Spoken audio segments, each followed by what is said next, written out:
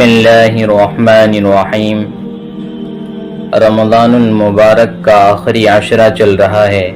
اس آخری عشرے کی فضیلت، اس کی اہمیت اور اس کی امپورٹنس اس وجہ سے بھی بڑھ جاتی ہے کہ اس میں اللہ رب العزت کی طرف سے ایک ایسی رات ہے جو رات 1000 مہینوں سے افضل ہے۔ اللہ رب العزت نے اس رات کو اس امت محمدیہ کو عنایت فرمایا۔ پہلی امتوں کو یہ رات عطا نہیں کی گئی تھی، یہ رات صرف امت محمدیہ کو عطا کی گئی ہے، اور اس رات کو شب قدر کہا جاتا ہے۔ اور یہ ایک ایسی رات ہے جو 1000 مہینوں سے افضل بتائی گئی ہے۔ لیلۃ القدر خیر من الف شہر، شب قدر 1000 مہینوں سے افضل اور بہتر ہے۔ 1000 مہینوں سے افضل ہے، بہتر ہے۔ اس کا مطلب یہ ہے کہ جو شخص اس رات کو پا کر اس میں عبادت کر لے گا، اس میں تلاوت کر لے گا، اس میں اللہ کے سامنے سجدہ ریز ہو جائے گا، اس میں نوافل کا اہتمام کر لے گا، اس میں ذکر و اذکار کر لے گا، اس میں استغفار کر لے گا، گویا کہ ایسا ہے جیسا کہ اس نے 83 سال 4 مہینے اللہ کی عبادت میں گزارے۔ اسی کے پورے پس منظر اور بیک گراؤنڈ میں سورہ قدر نازل ہوئی۔ انا انزلناہ فی لیلۃ القدر، اللہ فرماتا ہے ہم نے اس قرآن کریم کو شب قدر میں نازل کیا۔ شب قدر کی فضیلت کے لیے اتنا ہی کافی ہے کہ اس رات کے اندر قرآن کریم جیسی عظمت والی، برکت والی، اہمیت والی، رفعت والی کتاب نازل کی گئی اللہ رب العزت کی طرف سے۔ انا انزلناہ فی لیلۃ القدر وما ادراک ما لیلۃ القدر، آپ کو کچھ معلوم بھی ہے اس کی اہمیت؟ آپ کو کچھ معلوم ہے کہ شب قدر کیا شے ہے، کیا چیز ہے؟ لیلۃ القدر خیر من الف شہر، شب قدر 1000 مہینوں سے بہتر اور افضل ہے۔ تنزل الملائکۃ والروح فیہا باذن ربہم من کل امر، جن فرشتوں نے انسان کی پیدائش کے وقت، حضرت آدم علیہ السلام کی خلقت کے وقت یہ کہا تھا کہ اللہ آپ ایسی مخلوق کو کیوں پیدا کر رہے ہیں جو زمین میں جا کر فساد مچائے، جو زمین میں جا کر دنگا کرے؟ ہم تو آپ کی عبادت کے لیے کافی ہے، ہم آپ کی عبادت میں دن رات لگے رہتے ہیں۔ وہی فرشتے اس انسان کے اعزاز کے لیے اور اس فقرے کی جو انہوں نے اس وقت کہا تھا، اس فقرے کی وجہ سے وہ فرشتے انسانوں کے درمیان اترتے ہیں۔ اس رات کے اندر تنزل الملائکۃ والروح فیہا، فرشتے ہی نہیں اترتے بلکہ ان کے سردار جبرائیل علیہ الصلاۃ والتسلیم بھی اپنے رب کے حکم اور اجازت سے اس رات میں دنیا میں آتے ہیں۔ یہ اس رات کی فضیلت ہے، یہ اس رات کی اہمیت ہے۔ یہ قرآن کریم اس رات کے اندر لوح محفوظ سے آسمان دنیا پر نازل ہوا، پورا قرآن کریم۔ پھر اس کے بعد پیغمبر علیہ السلام کو جیسی جیسی ضرورت پیش آتی گئی، آپ علیہ الصلاۃ والتسلیم پر جبرائیل علیہ السلام وحی لے کر آتے گئے، لیکن لوح محفوظ سے آسمان دنیا پر پورا کا پورا کلام پاک اسی رات میں نازل ہوا۔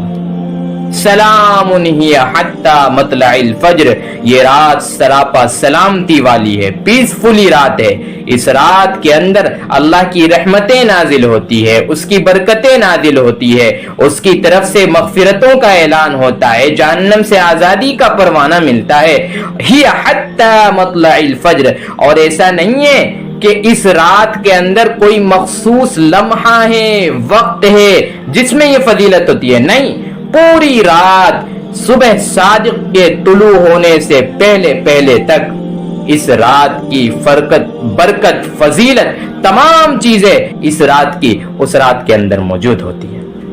یہ شب قدر کی فضیلت ہے، یہ رمضان المبارک کے آخری عشرے میں پائی جاتی ہے۔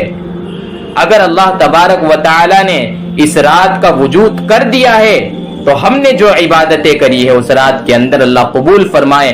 اگر یہ رات ابھی نہیں آئی ہے، آئندہ ایام میں آئے گی تو اللہ تبارک و تعالی سے دعائیں کریں۔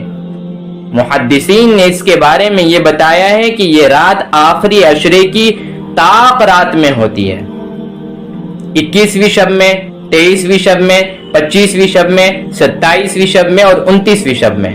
تو ان راتوں کے اندر اس رات کو تلاش کرے، شب قدر کو تلاش کرے، تاکہ ہم 83 سال 4 مہینے کی عبادت کا ثواب اس ایک رات میں پا سکے۔ اگر ہم اس رات کی نعمت سے محروم رہے تو یاد رکھیے جو پچھلی امتوں کا اعداد و شمار ہے، جو ان کی اکاؤنٹنگ ہے عمر کے اعتبار سے، نیکی کے اعتبار سے، وہ ہم نہیں پا سکیں گے۔ اللہ کے نبی علیہ الصلاۃ والتسلیم کو جو یہ رات عطا کی گئی ہے وہ اسی وجہ سے عطا کی گئی ہے تاکہ آپ کی امت بھی اس رات کے اندر، آپ کی امت عبادت کر کے، استغفار کر کے اپنے آپ کو جنت کی مستحق بنا سکے۔ حدیث میں آتا ہے من قام لیلۃ القدر ایمانا واحتسابا غفر له ما تقدم من ذنبه۔